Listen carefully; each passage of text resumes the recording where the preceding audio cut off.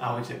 Možno ste si všimli, že v poslednej dobe zlato rastie dosť na hodnote a prichádzajú mnohí odborníci, takisto obchodníci so zlatom, ktorí tvrdia, že investícia do zlata je tá najlepšia investícia a niektorí tvrdia, že keď budete investovať do zlata, tak zbohatnete. Ja si ale myslím, že zlato je uchovávateľ hodnoty, to znamená, že vám vaše peniaze chráni od inflácie, ale tiež z dlhodobého hľadiska, nie z krátkodobého hľadiska. Keď sa pozrieme na cenu zlata od roku 2012 do roku 2022, tak zistíme, že cena ani len nerastla, až teraz posledné týždne začala dosť prudko stúpať. Preto sa musíme pozerať na investíciu do zlata ako na dlhodobú investíciu. Určite netvrdím, že netreba investovať do tejto komodity, ale treba mať tam nejakú určitú časť vašich peňazí, čiže treba diverzifikovať. Ostatné peniaze treba mať rozhodne v ďalších investíciách, aby ste nesadzali všetko na jednu kartu.